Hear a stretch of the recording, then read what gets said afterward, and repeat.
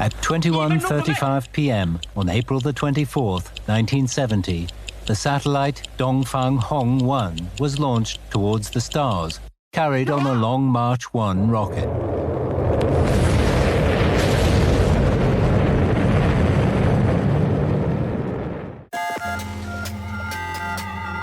We had a pretty large bang associated with the caution and warning now.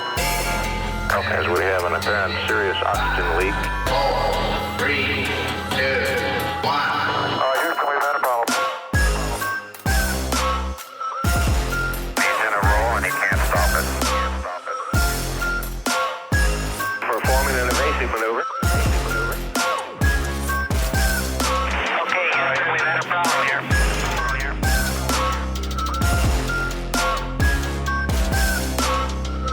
We need to do a little more all-weather testing. Welcome to space.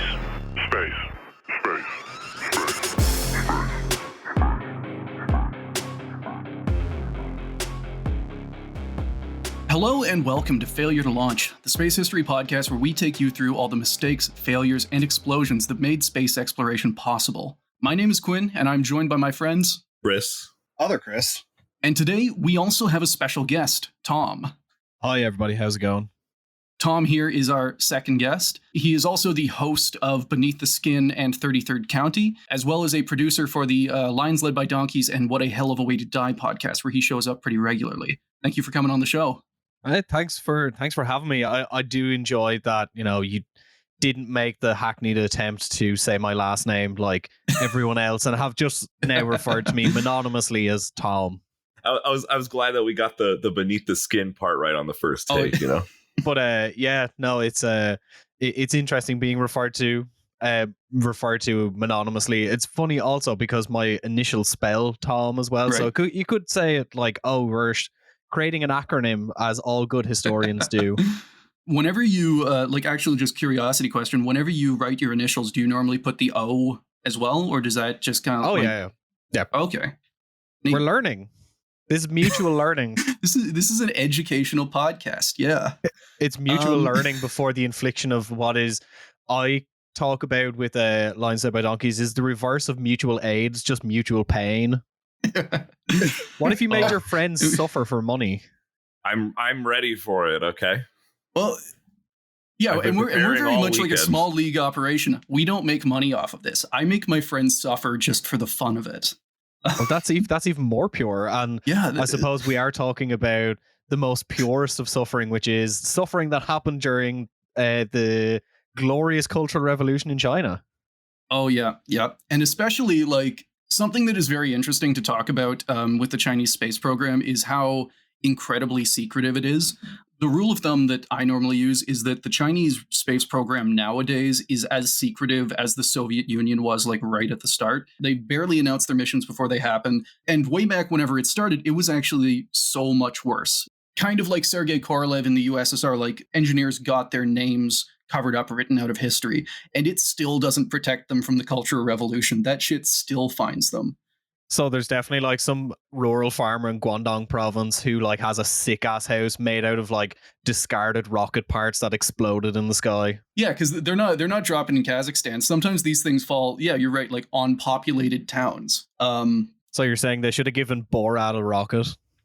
Yeah. Yes, 100%. the nice way to make it over to America. But Using you were also substantially immediately better at riffing than us, so this this is going to be spectacular.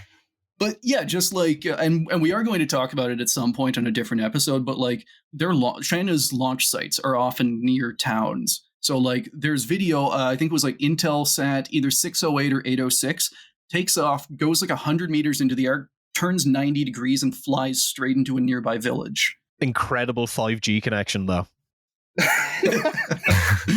Yeah, and like we talked about for this episode, we're going to be talking about China's early space program and how the Cultural Revolution kind of just fucked it all over, and incidentally set China back like several decades in the space race. For this episode, I have a couple of resources I'll be using, but I'll mostly use the book Thread of the Silkworm by Iris Chang, as well as the paper Making Breakthroughs in the Turbulent Decade. And as always, all links will be in the show notes. Rocketry and China. Now, as a lot of people know, China was the birthplace of rocketry, both for science and weapons. There's a lot of disagreement between historians on when exactly China started using rockets, so I'll be conservative and say that they showed up somewhere between the 9th and 12th centuries. By all accounts, these first rockets were basically just arrows with gunpowder charges tied near the tip. And like, if you've ever done model rocketry as a kid and used those little ST's paper rocket engines, this is basically what we're talking about. And somehow, hundreds of years later, it would enable me and my cousins to fire Roman candles at each other standing 10 feet away.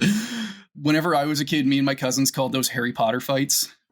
You just like, or doing a Victorian duel, holding a Roman candle and just pointing it at each other. Somehow J.K. Rowling made fireworks transphobic. In looking back on it, I can defend myself. There was all like, those things shot a rainbow of colors. I'm sure she would have disapproved of all of it.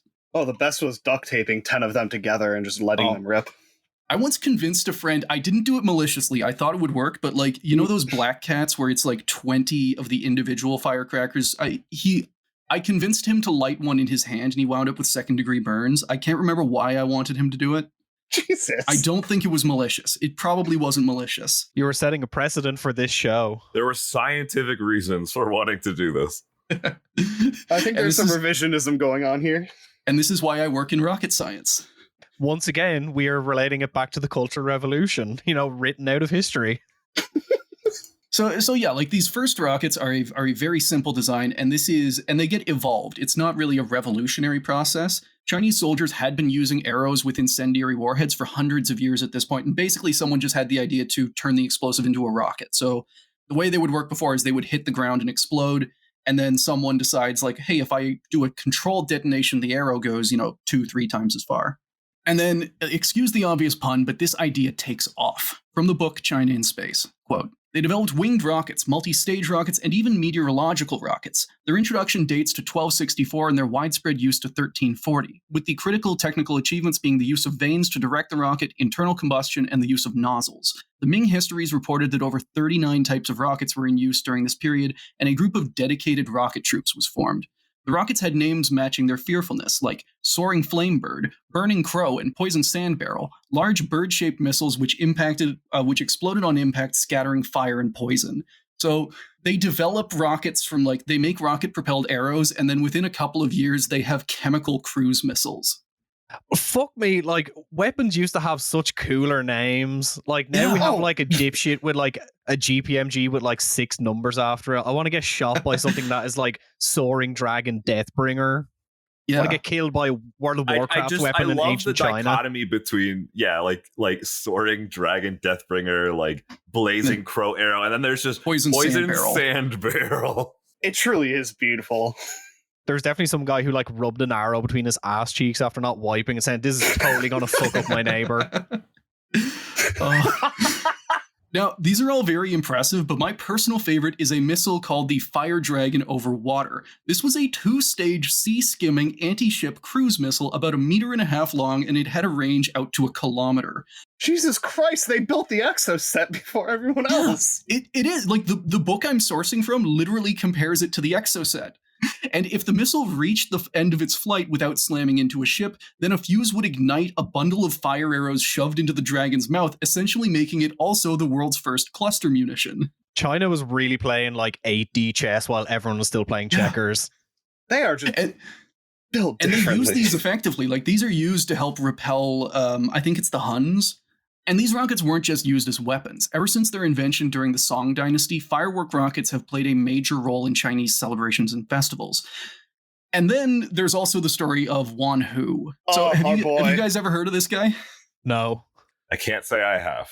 Oh, so Wan Hu was a likely mythical, I need to make that point, he probably didn't exist, Chinese official in the 1600s who had the idea to launch himself to the stars by strapping 47 firework rockets to a chair. Oh, I have heard of this guy. I've seen the painting thing. I didn't know that was his name. Of him calmly sitting there with, holding his hand up like that as just fuses and rockets I'm dropping the picture from or a link to the Wikipedia picture in chat. It is a work of art. This is just when you take too much pre-workout before you go to the gym.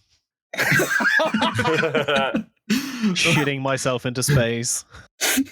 Quote, the stage was set and 47 rocket assistants each lit an individual fuse. As the fireworks ignited, a huge roar erupted and Wan Hu, along with his vehicle, became hidden behind a thick veil of smoke. After the explosion stopped and the smoke dissipated, Wan Hu and his bamboo chair were nowhere to be seen. So, if he existed, it's probably mythical, but like, yeah, it detonated. Absolute red mist. Reduced to atoms.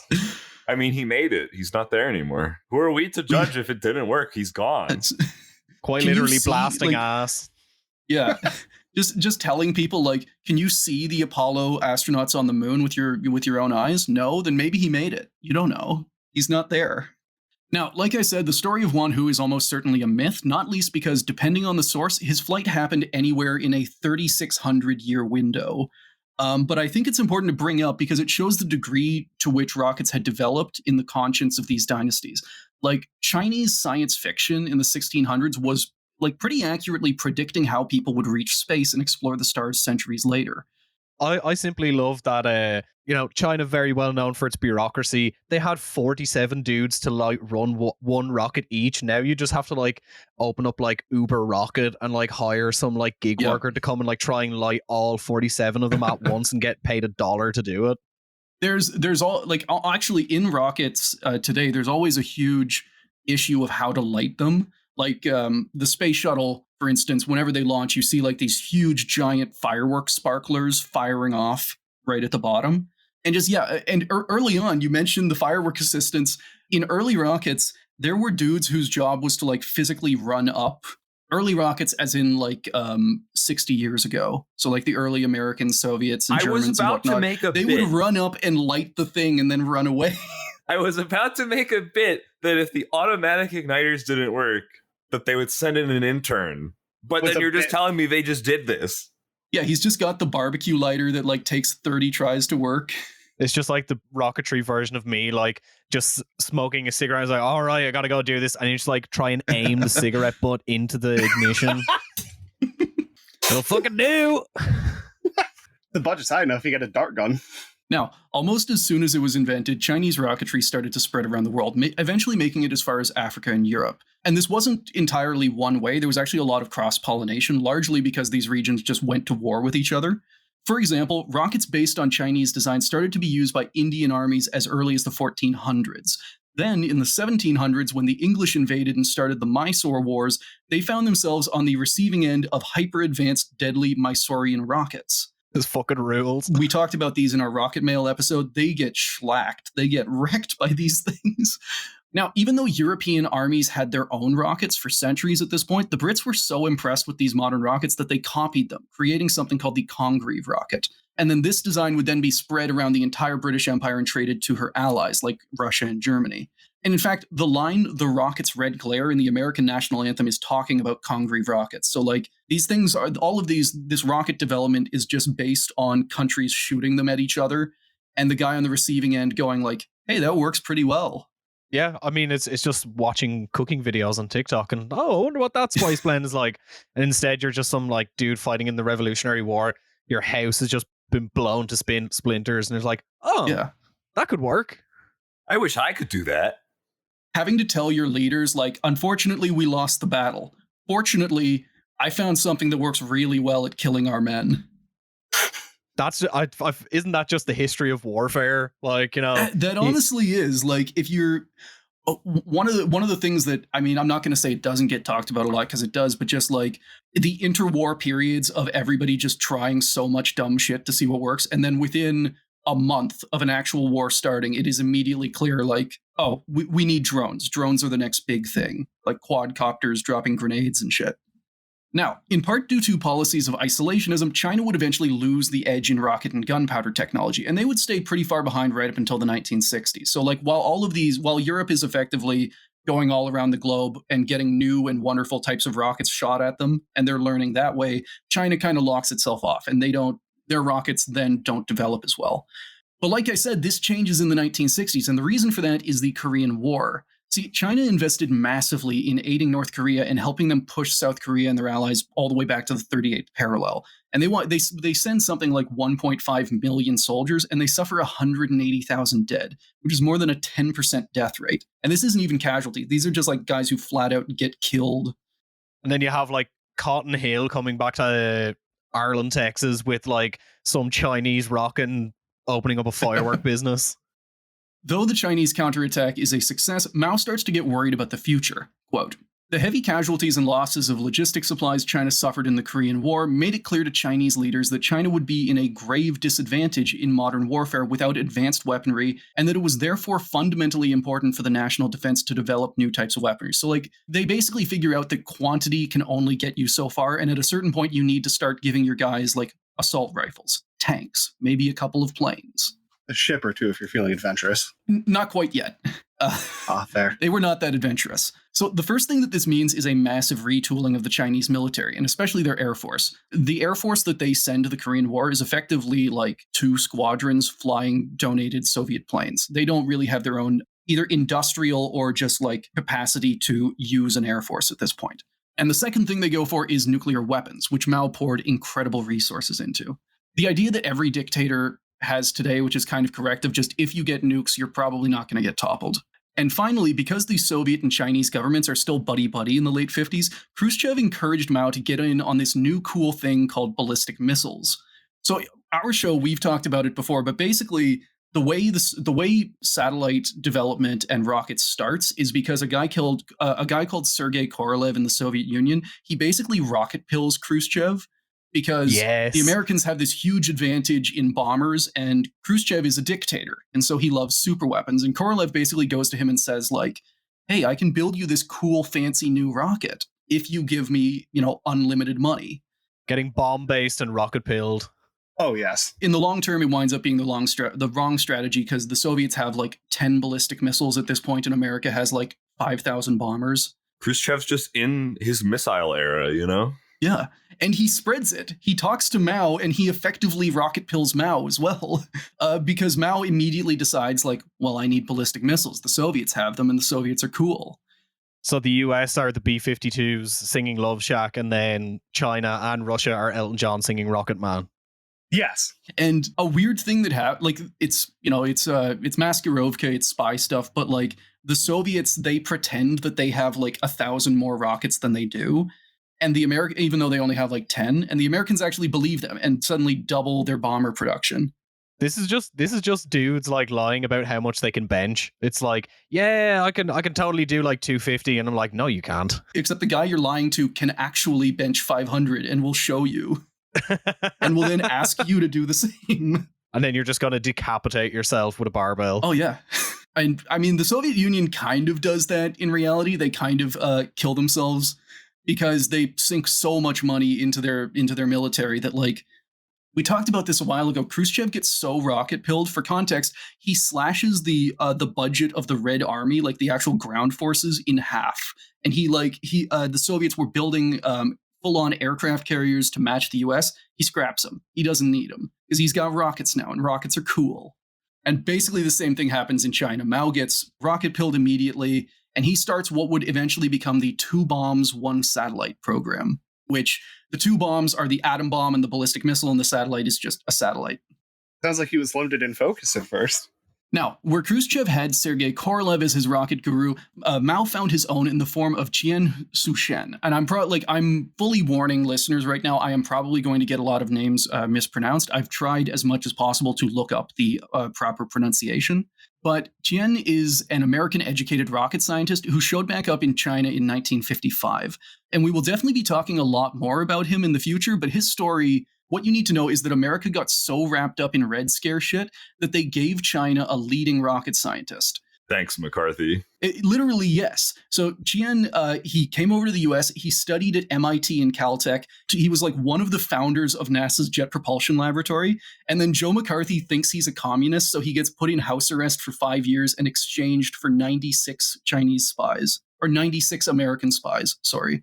And honestly, like, we'll talk about this more with him, with the episodes for him, but like, China is also fully in on this. because China wants this rocket scientist, they want him to come back and start up the rocket program. The Americans go to Mao and they say like, hey, we have this guy. Is he a communist? And Mao immediately goes, yes, he's so communist. I sent him as a spy. Like, you caught him fair and square. Send him back home.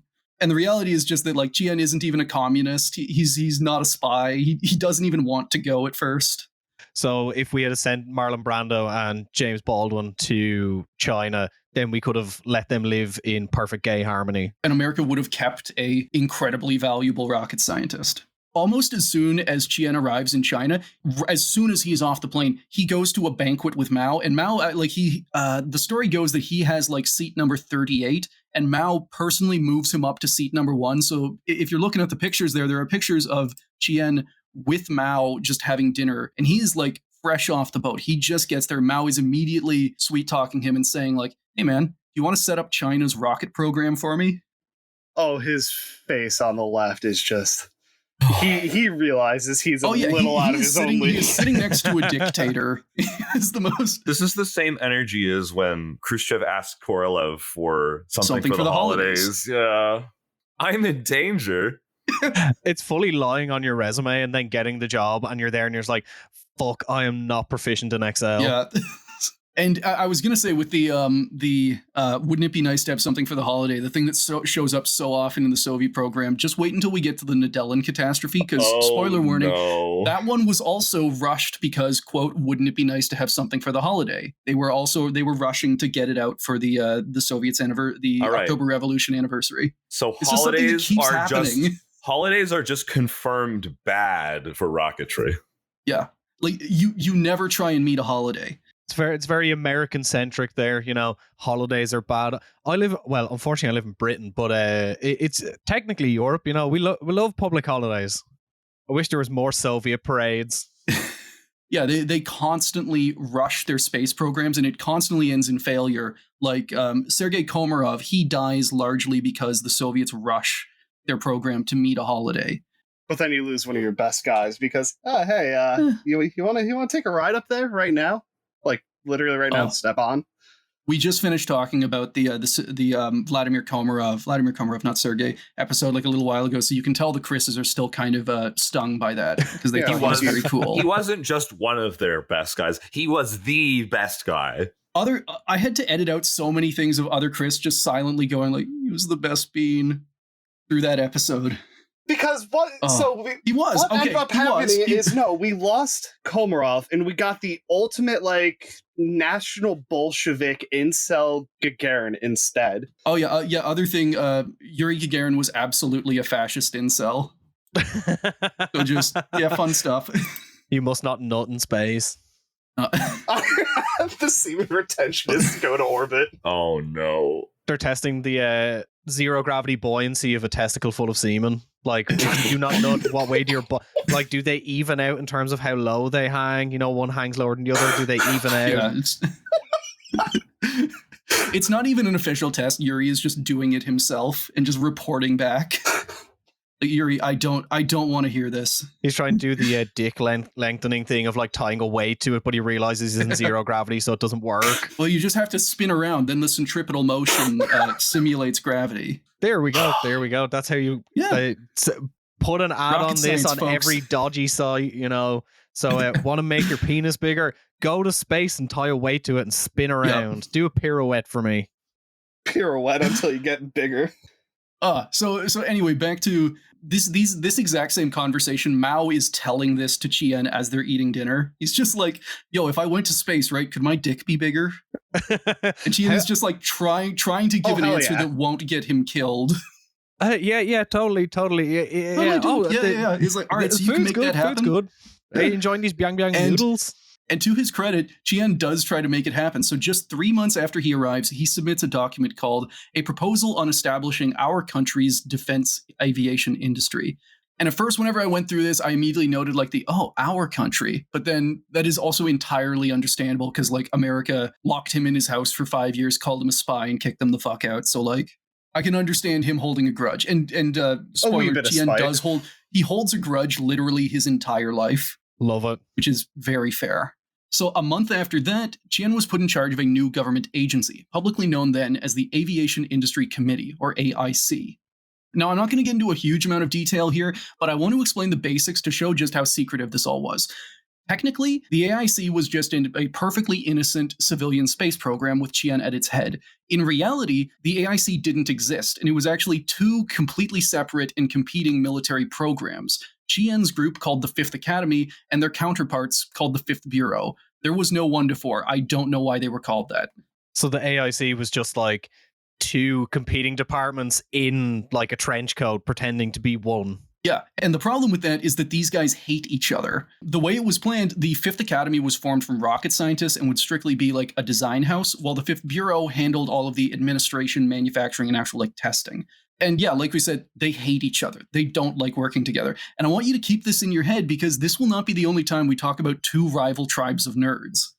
See, I'm just hoping that the design side just happened to have some like 1950s French defector communist. It's like, yeah, what if we put the beret on the rockets? We can send croissants into space. We do not know what croissants are like in space or pain au chocolat.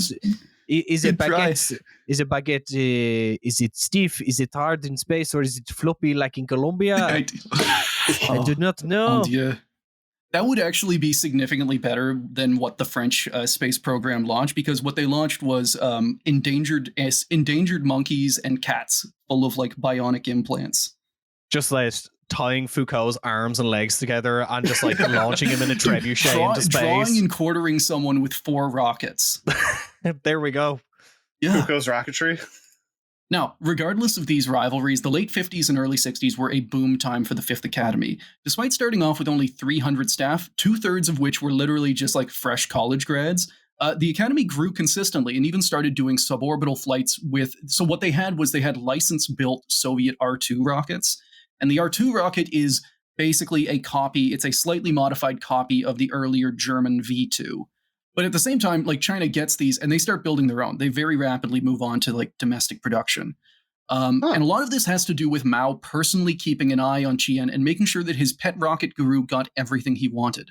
Quote, at the beginning of the 1960s, China suffered its worst economic crisis, and many government agencies had to downsize their personnel. But the Fifth Academy continued enlarging rapidly. In 1960, for instance, the Academy's total number of personnel went up from 17,000 to 30,000. And they were at 300 3 years before. Once again, China's great at bureaucracy. The bureau are doing their job. And Qian, like Korolev in the Soviet Union, he realizes right away that like he has the ear of a dictator, and he uses that to make all of the red tape disappear permanently. Oh, he is playing the game perfectly. Yeah, and it's kind of the same thing. Like people talk about Sergei Korolev. He's widely considered to not be an amazing engineer, but what he was good at is a manager. And I think Qian has a lot of those same kind of things. Like in the US, he wasn't a Werner von Braun, but he's clearly showing himself to be a great manager and like a political animal. He knows how to game the system. I'm just left thinking about how if you're jumping your employee count from like 300 to 30,000, that initiate hazing must have been exhausting. Having a very elaborate struggle session because you microwaved your tuna sandwich in the microwave in the common room. Just like being handed like a little shot glass full of red fuming nitric acid as everyone just chants like chug, chug, chug. Fuck. Also, we not talking about this as much. One of the interesting things about China is where like the Soviet Union, America kind of winds up 50-50. The Soviet Union winds up, their space program winds up using not the horrible fuels. They just use like kerosene and oxygen. China goes all in on the horrible rocket fuels, like unsymmetrical dimethylhydrazine. They love unmitigated red fuming nitric acid. Like every rocket, if you look at a Chinese rocket launch on like Google, you will tend to see a giant orange cloud coming out the bottom. That's red fuming nitric acid. That is stuff that will dissolve you, burn you, light you on fire, poison you, and give you cancer all at once. China smoking on that toxic pack. Yeah. Oh. There's certainly a spice trade joke to be made here. Yeah. Spicy yeah, but that's just a follow-up to last time whenever you asked that space historian how spicy the fuel was. Well, yeah, and he spent like 15 seconds trying to figure out how the kids talk these days. He was a great guest. Drew LePage, please come back on my show. Smoking on that That shit that made Khrushchev bald. I'm trying to make I consider mids to be loud joke somehow involving rocket fuel. It's not landing. It's not taking off, but tish, whatever. So They're on like that extra shit that benzene rings to your DNA. Oh, they're on that stuff that turned Nettleton into a flat plane. Oh, Just turns you into a 40k navigator.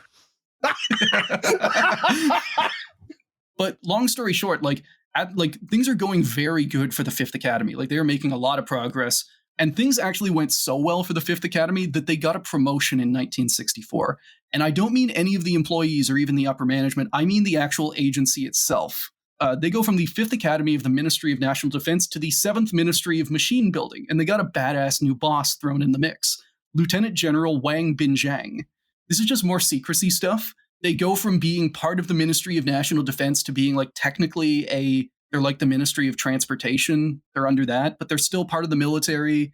And for some reason, this also means that their size doubles. They wind up with 70,000 employees after this. Holy shit. Wang Binjiang walking around with bright blue eyes like the Fremen after huffing all the rocket fuel for the past couple of months. He's truly become rocket pilled. Oh, they're just wondering why he's walking around all weird, and he's like, if you walk without rhythm, you won't attract the worm. He's going to be the hero of this story, by the way. So he is Paul Atreides then. Yeah, he's Chinese Paul Atreides. But he is also a veteran of every single war that China has been involved in since the late 1910s. Oh, and he's literally one of the founding generals of the People's Liberation Army. Yeah, so he gets put in charge of the rocket program. So he has that kind of swagger that Russian generals immediately after the Great Patriotic War had. He's got the swagger, but he's also got the fact that he's incredibly jacked, crammed into a perfectly starched uniform, and can and will just murder you. But I was going to ask, is he as much of an absolute bullshitter as Zhukov? No, he from what I have found, and there's not a whole lot, he lives up to the promises. He was very effective. He's not a Zhukov. The problem is you don't get the same kind of bullshitty vibe as Zhukov. You get the scummy used car salesman like Korolev was at points. Kinda, yeah. Or Korolev. I don't think that applies to Lieutenant General Wang Binjiang. Say his full name and title. God damn it! I will butcher it if I try to say it.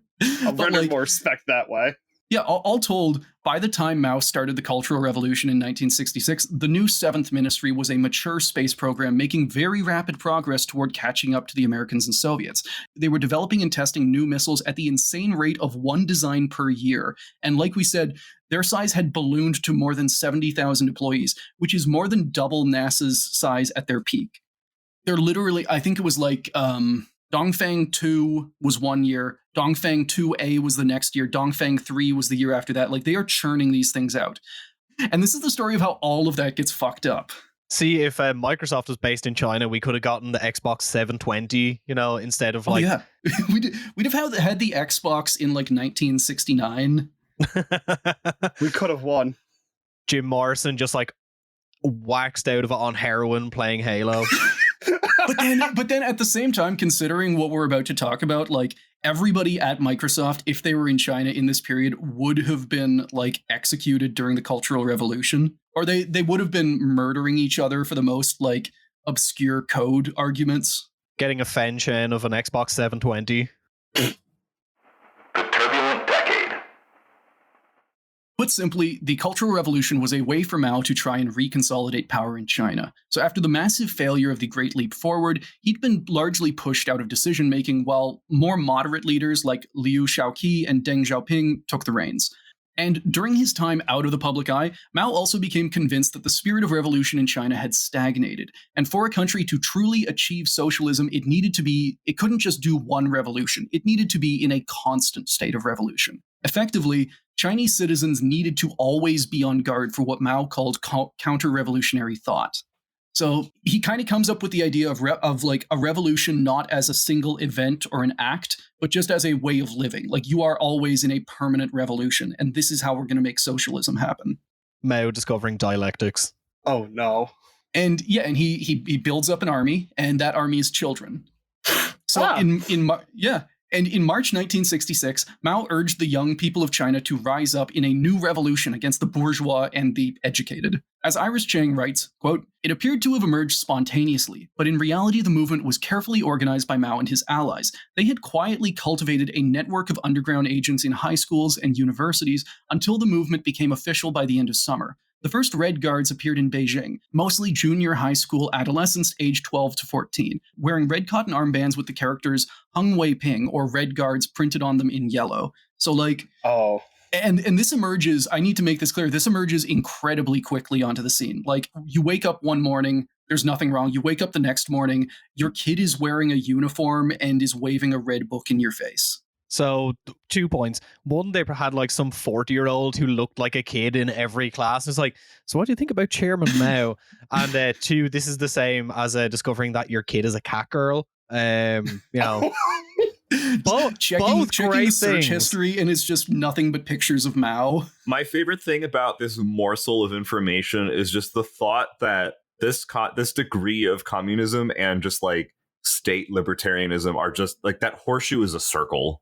But also, like, this will directly lead to the invention of, you know, Maoist cat girls on Twitter. So can Christ. we say it was really that bad? Shout out to the Lions Discord. The Maoist cat girl cadre. Oh no.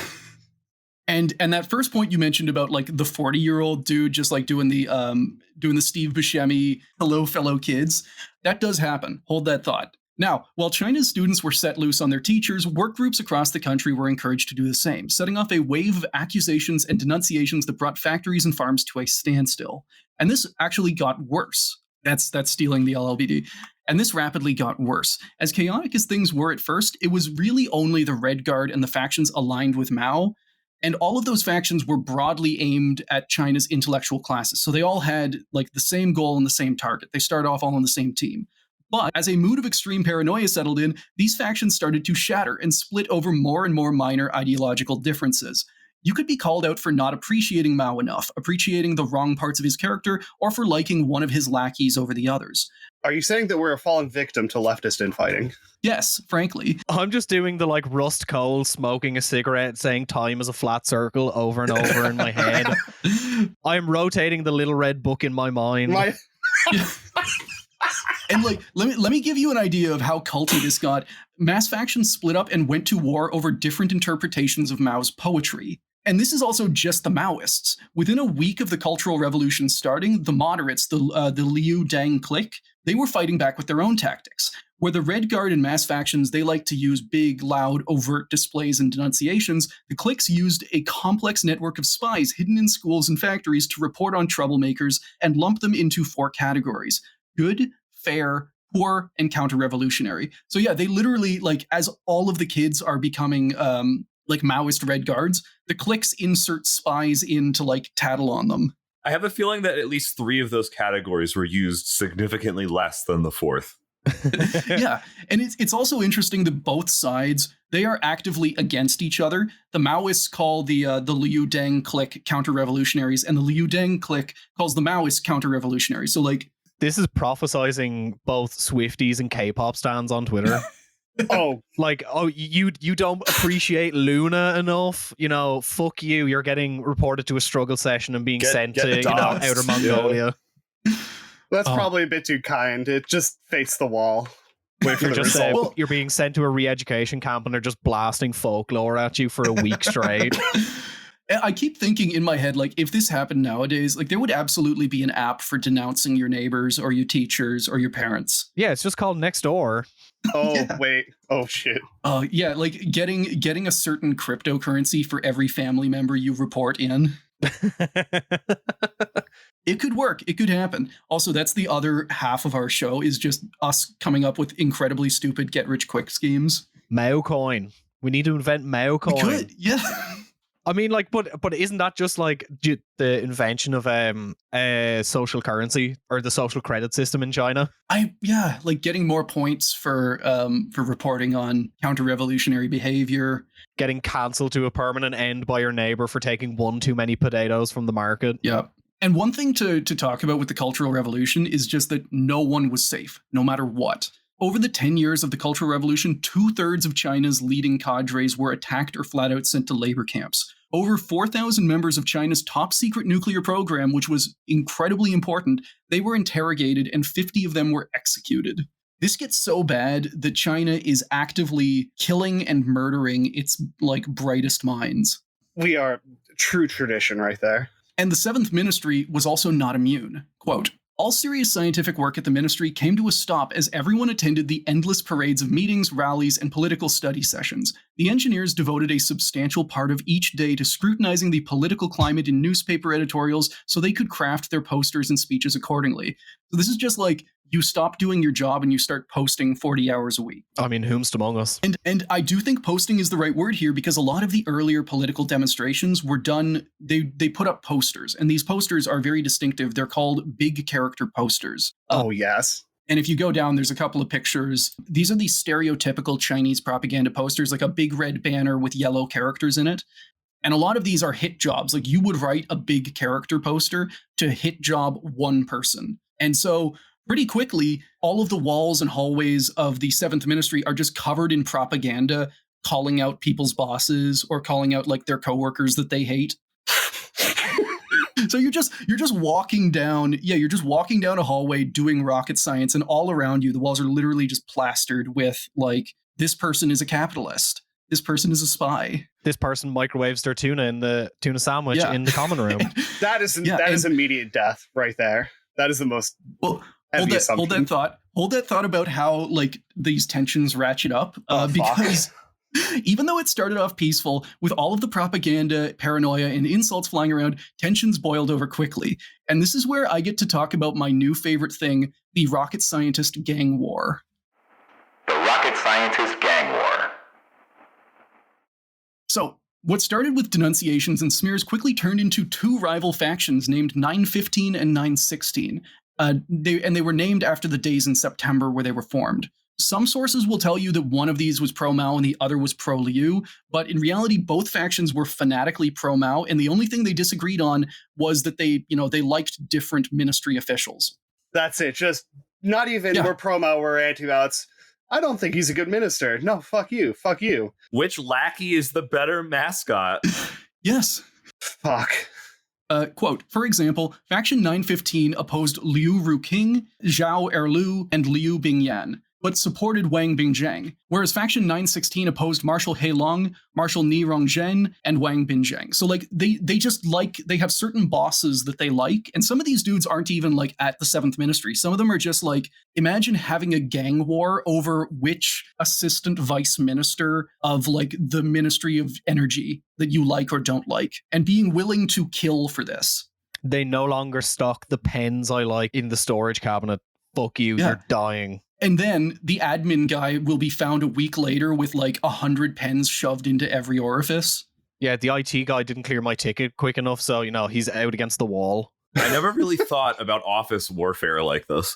That is what this is. And remember how before we talked about how the Fifth Academy was all the rocket scientists and the Fifth Bureau was all the administrators? That comes back. See, 915 was mostly made up of administrative staff, while 916 got the engineers and scientists. And they wound up splitting the technical staff basically 50-50. 916 gang for life. It's nerds versus nerds. It's different tribes of nerds going to war. I was going to say that this is just scub versus anti-scub. Kind of, yeah. And both factions also recruited aggressively. Their most famous method was to build Mad Max-style armored propaganda buses fitted with speakers and flags to try and sway people to their side. They would sort of drive around the campus, and if you wanted to join up with 915 or 916, you would just hop on the battle bus. They're throwing free t-shirts out, they're saying you can, here's a muffin and a 3-pack of condoms it's Freshers Week at college. Oh, right on. Immediately. I mean, it actually makes sense considering they had the one-child policy as well. So they're here's these Chinese created condoms because, condoms are Western propaganda or something. It's you can use these to bust and only have one child. Join us. We have the more effective condoms. We have the rocket scientists. We have developed the most hydrodynamic and aerodynamic condom. No. And all of this actually worked. Within a few months of their founding, the vast majority of 7th Ministry employees, which I want to remind you is 70,000 people, belonged to either 915 or 916. So both of these like two factions wind up with upwards of 20,000 members of each. Now, while you might expect these two groups to act a lot like the earlier poster-making factions, you'd be wrong. 915 and 916 weren't as interested in propaganda as they were brawling in the streets and fucking murdering each other. Hell yeah. Oh, they escalated quick as sounds. Oh yeah. I need to be clear here. Like in 1966, China's brightest minds were bashing each other's brains in the streets of universities. To their credit, they did occasionally try and logic and reason each other for a few weeks, but that did not last. Open warfare between the factions first started in the 3rd Academy, then spread to the 1st Academy. So to clarify, the 7th Ministry has a bunch of smaller academies in it. It has like 1 through 5. Warfare starts in the 3rd Ministry, and within a week, the entire 7th Ministry was paralyzed by gang warfare and sabotage. Quote, battles broke out in which factory workers armed themselves with iron sticks. Luckily in Beijing, you couldn't get guns, one engineer recalled with a shudder. In other provinces, with the opposing factions backed by the military and the state, they were fighting with machine guns. So, like, the only thing that prevents these guys from murdering each other harder is that they don't have guns. Huh. I'm just sitting here in like flabbergasted, mouth agape disbelief at how like both like ridiculous and hilarious the situation is. Like there has to have been some kind of underlying tension that led to this, because it's just like this animosity couldn't have just like different dudes overnight. It's just like what you don't like the 3rd Vice Minister of the Ministry of the Interior? Fuck you. The only thing stopping a football stadium from devolving into a bloodbath is that the hooligans aren't armed. Oh no, it's the universal rule of like, fuck that guy. It's like it's petty workplace bullshit. Like you just simply do not like a guy's shoes and like he kind of annoys you. So you're just gonna like report him to like your group and they're gonna beat him to death in the car park. I wonder if part of it was kind of like that Fallout Skyrim vibe of like seeing an NPC and going like, that guy's got a nice hat. Yeah, I want that hat. And then you fetch in all their belongings as soon as they get, beaten to death. It's just like, oh, they're a bourgeois capitalist, I really want their Xbox 720. And that's why I blasted him across the back of the head with a brick. Yeah, exactly. Now, not being able to get guns did not stop these factions from arming themselves with all sorts of improvised and lethal weapons, because these are rocket scientists we're talking about. They're creative. Molotov cocktails were a particular favorite, and both factions used the 7th Ministry's many machine shops to churn out home-built clubs, swords, and axes. These fucking rules.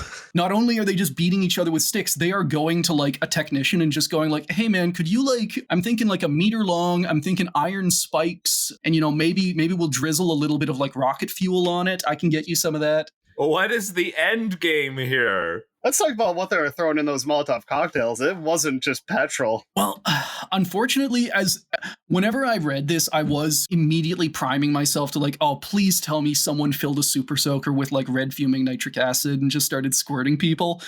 Unfortunately, it was just petrol. Fortunately for the people on the receiving end, I guess. Just getting a Devil May Cry triple S combo, like kicking the shit out of your coworker. You're just there air juggling him.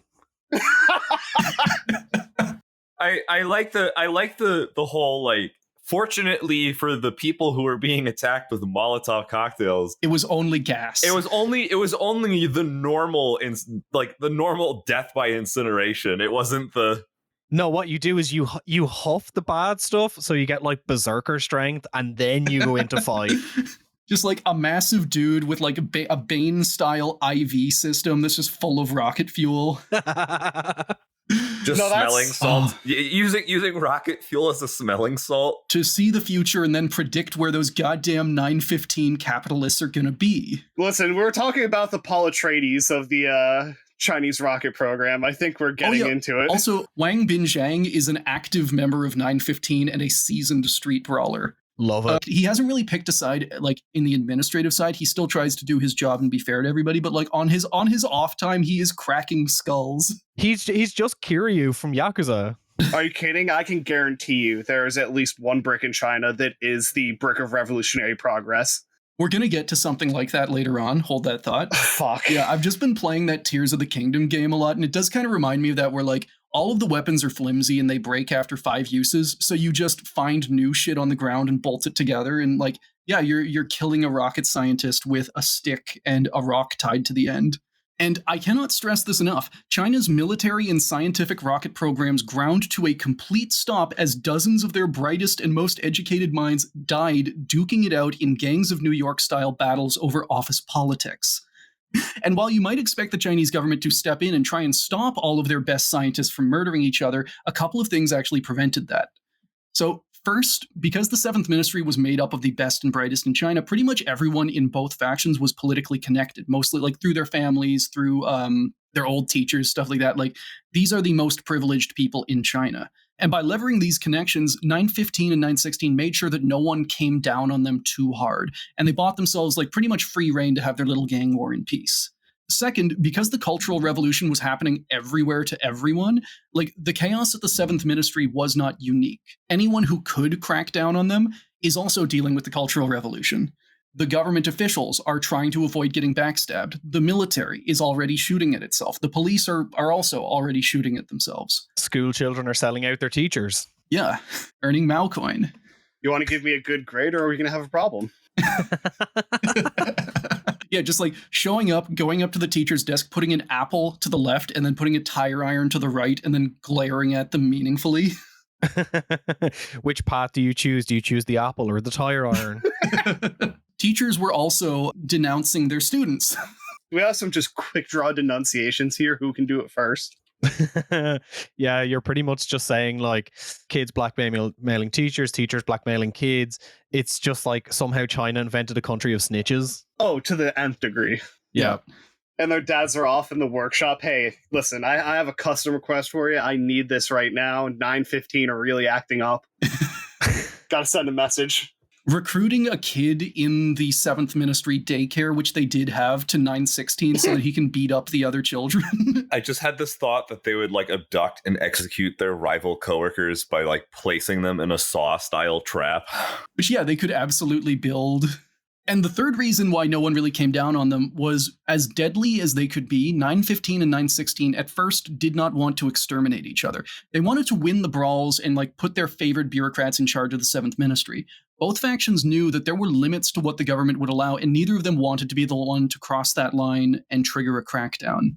Between the chaos of the Cultural Revolution and the fact that all of these guys are like really politically connected, no one really fucks with them. They are free to murder each other all through the campuses, which is, again, this is in the middle of Beijing. Just not go hog wild, guys. You're good. Just like absolute unlimited opportunity to kill people you don't like, and there's no consequences to it. I guess you could kind of say that all of the Cultural Revolution was just the purge stretched out over 10 years. So that arrangement holds for a while, but it actually changes in early 1967, so about 5 months into the gang war. That's because 916, tired of making no progress with the street brawls, decided to pull an armed coup of the Seventh Ministry. The ringleader, Ye Zhengguang, I'm probably mispronouncing that, I'll just call him Ye, was a young engineer and the son of a famous general, Tang. He and his co-conspirators had been inspired by Mao's support for other takeovers and riots in Shanghai, feeling that they would get government support for ousting Qian and Wang. And they were actually right. Quote, "This was a top-down coup," Ye was to recall years later. "It was sanctioned by the central government. In fact, we reported to Zhu Enlai and Marshal Ni to ask for permission to take over. When the ministries in Beijing started to rebel against the ministers, we asked permission to do the same from the office of Vice Premier Li Fushun." They go to the government officials and they just say like, "Hey, can we kill our bosses?" And they get the green light. I mean, I have to commend them for that. They went through the process. They ticked all the boxes, and apparently China in the Cultural Revolution did have a checklist for like, so you want to kill your boss, here's what you do. Kill your bosses, kill your landlords, etc., etc. Now, on January 23rd, 1967, Yang got a phone call from the vice premier, giving him explicit permission and instructions on how to safely pull off his coup. So again, we were right. He got instructions. They told him step by step how to do it. The Seventh Ministry and its employees were valuable, and the last thing Li wanted was a full-on civil war. The plotters were told to follow the example of a bloodless coup that had taken over the Second Ministry a week earlier, and to, quote, "not go overboard in their enthusiasm." Now, the coup itself was pretty simple and gives you an idea of everyone's kind of mentality during the Cultural Revolution. Yak called a midnight meeting with Qian, Wang, and the 4 other vice ministers of the Seventh Ministry, where he calmly told them that he was taking over. Qian fainted on the spot, while Wang, a veteran of 3 wars and an accomplished 915 street brawler, reacted by throwing hands and trying to beat the coup plotters' skulls in. Kudos to him, just the first instinct, throw hands. Just, you have 6 people lined up in front of you. You give them the news. 1 of them faints, 4 of them are terrified, and Wang immediately dives across the table and goes for the throat. I mean, what did they think was going to happen? Yeah, and you do kind of have to understand it, because a lot of the time, whenever these coups happen, like, people have reason to be afraid. Like, there is a reason. They all have the fight or flight response, and Wang's response just happens to be permanently fight. There is no flight here. He is locked. And whenever these coups happen, a lot of the time people get killed. So, like, these guys are wondering, like, oh, am I going to get executed for this? Now, unfortunately, Wang did not win the fight. Ye had brought about 10 916 goons with him, and they managed to eventually pacify the general. While this was going on, Ye tried to break the news to Qian a little more gently, waking him up and telling him not to be scared and that he'd still get to be vice minister. Then Ye asked the whole group how they felt about his little coup. Quote, Qian and 2 vice ministers immediately said that they supported it completely, while Wang Binjiang and the other 2 vice ministers opposed it. Wang declared that his power came directly from the central government of China. When Ye asked him to hand over the chops of the ministry, Wang indignantly refused. Basically, the chops were a set of, like, traditional wooden discs with the seal. They effectively acted as the seal of office. You had the chops if you ran the ministry. So the thing that would effectively seal the completion of this coup would be Ye getting the chops. And this is the official brick of state that we talked about before. Wang has used these things in fights before. Oh, so he has cracked skulls with the discs. There's just like blood stains on it, and the next guy that like takes over is like, what's that stain on these seals? Is it like coffee? And it's like, no, it's blood. I feel like there was an amazing opportunity for Ye to go like, you need to give me the chops, and Wang to say, sure, here they are, and just like perfect frisbee discus throw it, like chop his head off like Odd Job. I would watch that movie. Or like a Xena warrior princess do like that, la, la, la, and like throw it at him. Yeah, perfect. So at the time, though, these are kept in a safe, and Wang refused to give up the code, so the coup plotters had to cut it open with a blowtorch and in the process light the chops on fire. Good job, hero. You fucked it up. Yeah, ultimately Wang's resistance didn't change much. Ye took power and named himself General Servant of the People, while the cooperative ministers like Qian were allowed to keep their jobs. So even though he was couped and ousted, Wang was actually just allowed to hang around, because remember, he was a leader of 915, and if like Ye had tried to fully get rid of him or kill him, 915 would have started a civil war. Now, Ye and 916 being operatively in charge of the 7th Ministry didn't do anything to stop the fighting. In fact, it actually accelerated it and kicked the 7th Ministry into a state of total anarchy. With their hated rivals now in charge, 915 became the default gang for any frustrated employee to join, and the recruitment went through the roof. For about a month after the coup, both factions continued to wage war in the streets, while progress on China's rocket programs ground to a stop. See, this is what happens when you like overinflate your administrative body. You know, like when you like upscale that much, it happened to WeWork. You know, it happened to BuzzFeed. You know, if you try and scale too quickly, then you're going to have a lot of problems because HR can't, you know, properly vet people to make sure they're the right cultural fit for the unit. You know. Oh, you want to sign up to be a rocket scientist? Just come over here. We liked your interview. Here, put your arm out. We're just going to tattoo you with the 916 colors. Getting jumped in as a rocket scientist. There's just like 6 dudes kicking the shit out of you by a chain link fence behind the office. Just a suspiciously empty lab, and you just get blasted across the back of the head. Told to fight back. Doing drive-by beatings in the lunchroom. Oh, okay. So there is actually a story. It's not hugely relevant to what we're talking about here, but like whenever the coup happens, he still remains a vice minister, but he actually starts getting treated just like a normal employee. And there's a story of him, like he never had to go to the cafeteria before.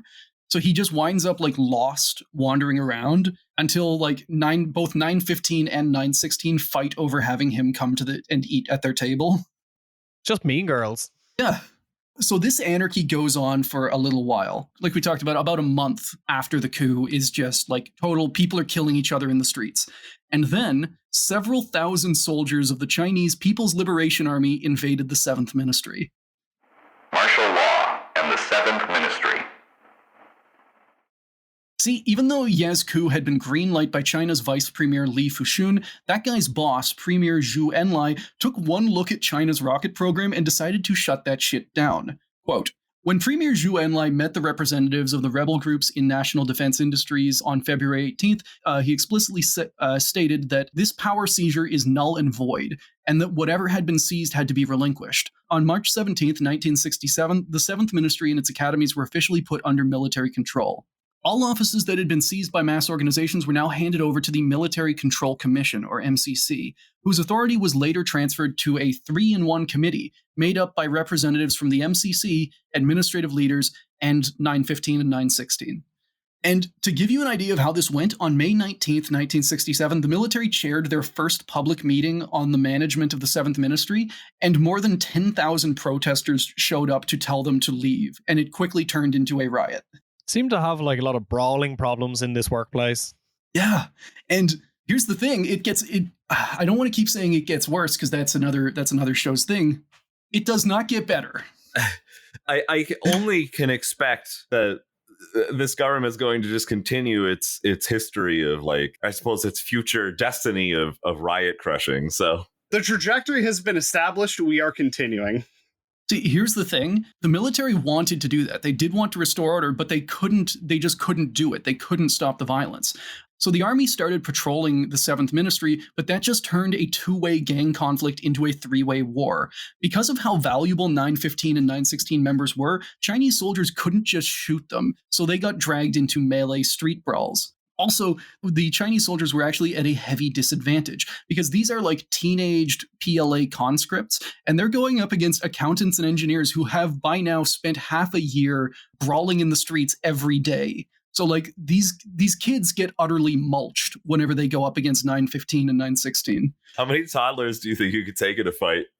Oh, I'm just imagining the scenario where, like, you're fresh out of basic training. You get told that you're going to go help, like, patrol a university. And then a dude with 3 PhDs who makes 10 times your salary is trying to beat your skull in with a nail board. Yeah, it's like the nerd equivalent of Berserker Gong, you know? Like, just the single, Louisville slugger with a roofing nail. Just a singular one through it. Just come back here. Doing the thing where you hollow out the bat, but only so you can load it the inside with rocket fuel so it like splashes when you hit someone. No, I could imagine like dudes with like 3 PhDs who are rocket scientists designing the most aerodynamic bat ever. A rocket accelerated bat. Yeah, like a depleted uranium nail through the tip that can punch through the armor of a Chinese tank. They're doing experiments that look like Dead Rising weapons. The Fallout rocket bat was actually invented in China. Yeah, like fully developing the gravity hammers, the power hammers and weapons from 40K. They created the exoset centuries ago. God only knows what has been lost to history through the rocket scientist gang wars.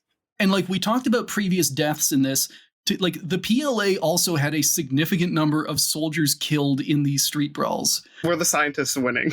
Yeah. Well, early on, the PLA did have an advantage, and that was that they had armored vehicles and APCs. But even that went away pretty quickly because both 915 and 916 mechanized their forces by turning their Mad Max propaganda buses into armored battle transports. Oh, fuck. This is just 40K. They developed like a full-on logistics system where like you would have an ongoing brawl, you would have battle buses bring reinforcements to the brawl, and they would then load them with wounded and dead to, carry out. It was not uncommon that whenever 2 factions got into a brawl, the third would get wind of it and rapidly redeploy a couple dozen fighters to the scene to join in. So like, yeah, they have a fully functional logistics train. They've rapidly mechanized their forces. They are organized and they have leadership on the ground. Yeah, it's literally just like House Atreides versus Harkonnen. It's like if the Sardaukar got utterly beaten up by just literally anybody working there. But like, this is just like the shameful equivalent getting your ass handed to you by a mentat. A dude just standing in like a small clearing of like blood and bodies. His eyes are rolled up in the back of his skull, perfectly calculating the swing and how to separate like the different segments of the skull. Oh no, we full out. Tom has it just dead on from the start. It's Warhammer 40K orc shitty technicals just rolling over T-54s. Oh. Things were also not going that easy for the military just in general. Like we talked about, the Cultural Revolution is going on everywhere. So a few months into the occupation, the military commission in charge of the 7th Ministry was actually overthrown by a completely different military unit.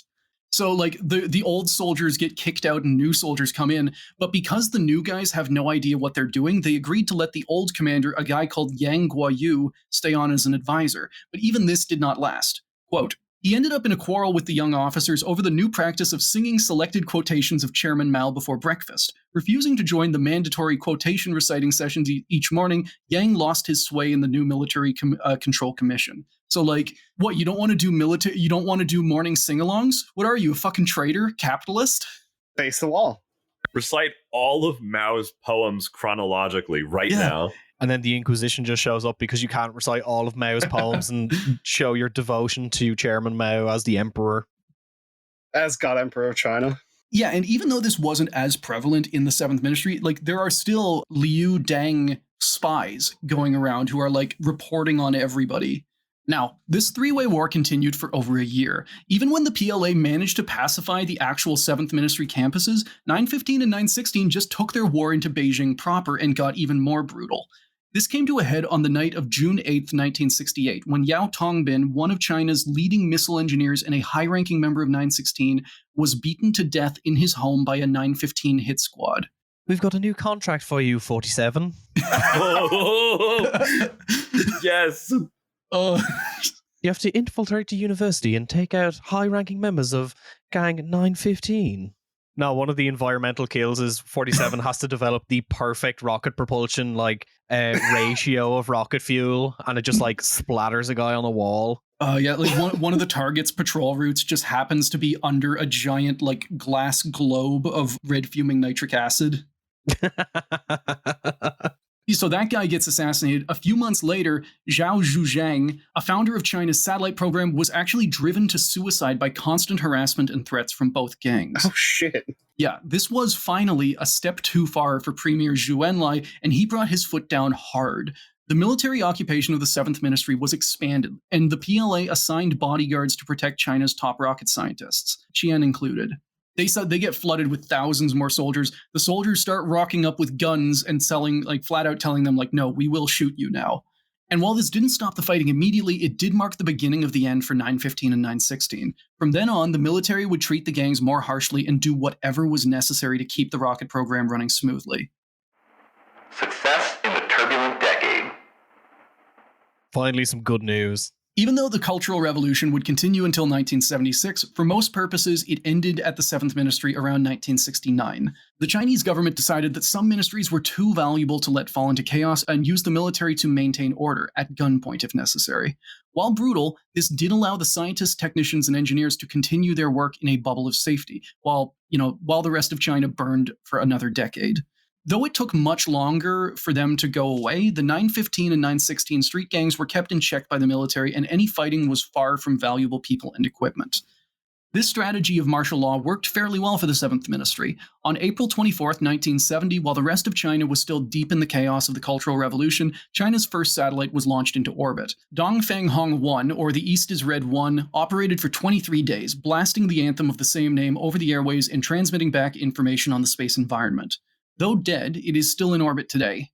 And while it was simple compared to other nations' satellites being launched in the 70s, DFH-1 was a point of massive pride for China.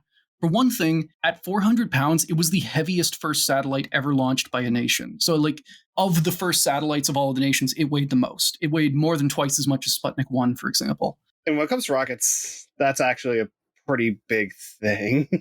Yeah, especially considering, the first American satellite weighed 10 pounds.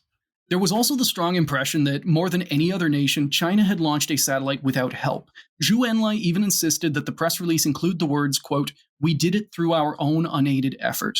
And while it's not true to say that China had no help, from the Soviets they got the initial Dongfang 1 rocket, and from the Americans they got, Qian. But I do think it's fair to say that they got less help than most. They did not have an Operation Paperclip, or the Soviet equivalent. They did not have actual Nazi rockets to recover. With the renewed Chinese drive for space, April 24th was recently declared National Space Day, with conferences, events, shows, and classes taught all over China. So that's kind of some of the success that is going on at this time. Now, despite that success, it is honestly hard to exaggerate the damage the Cultural Revolution did to the Chinese space program.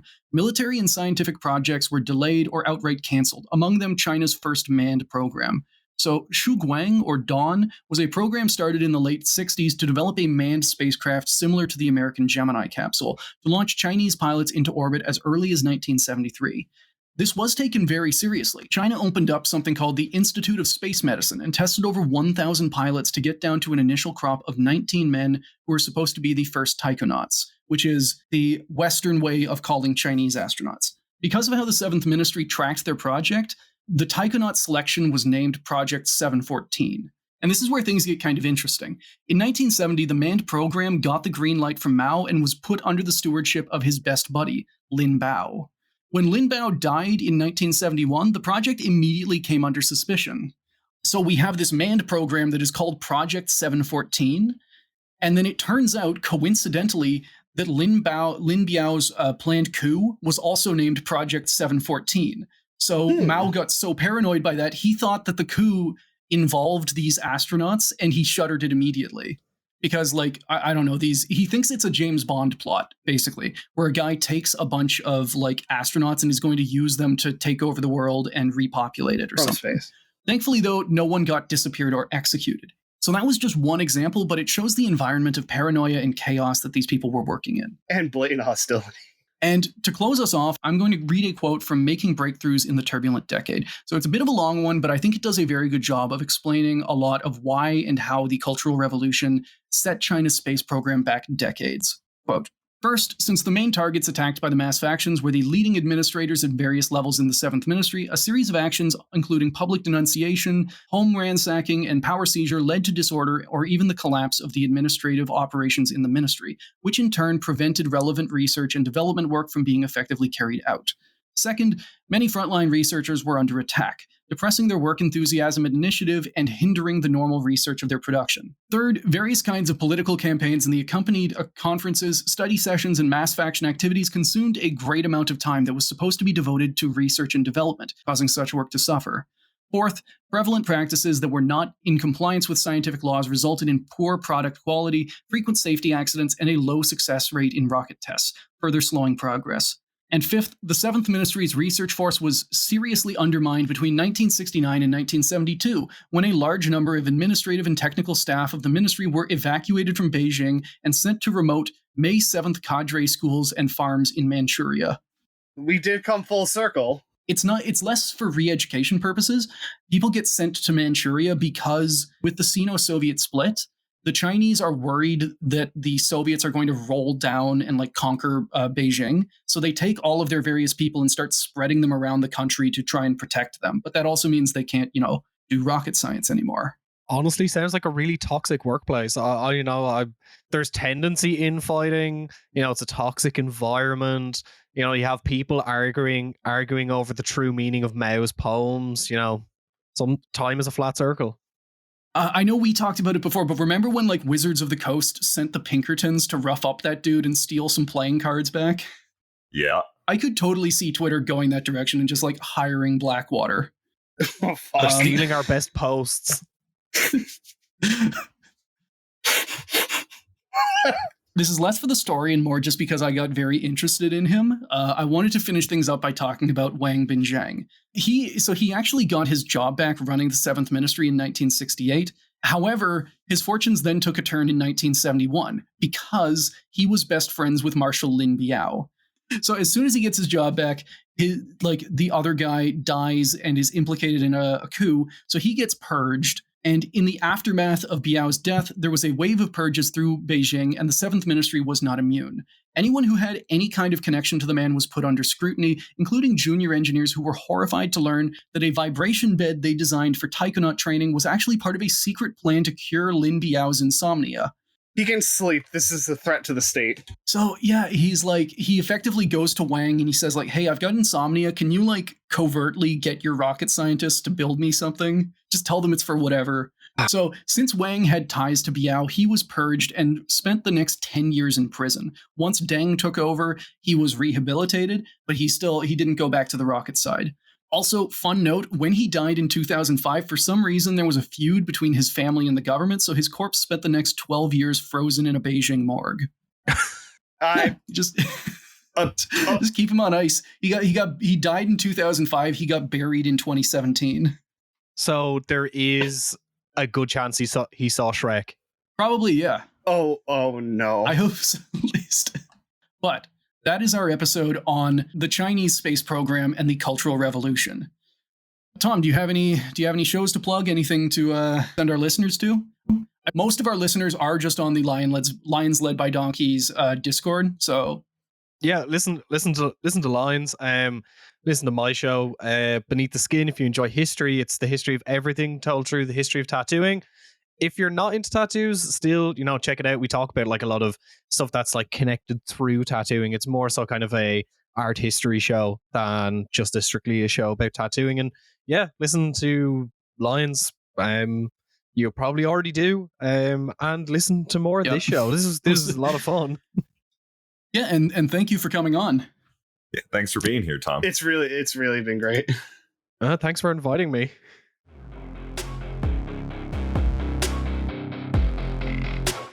Thank you for listening to Failure to Launch. If you enjoyed the show, please leave us a review or tell a friend. Everything helps. If you want to follow us, contact us, or suggest a topic, you can email us at launchfailurepodcast@gmail.com. We're also on Twitter at launch_failure. Failure to Launch is hosted on Anchor, and we post on Apple Podcasts, Stitcher, Spotify, and Google Podcasts. We also post our episodes with visual aids on YouTube at Failure to Launch. All music was provided by DJ Danarchy.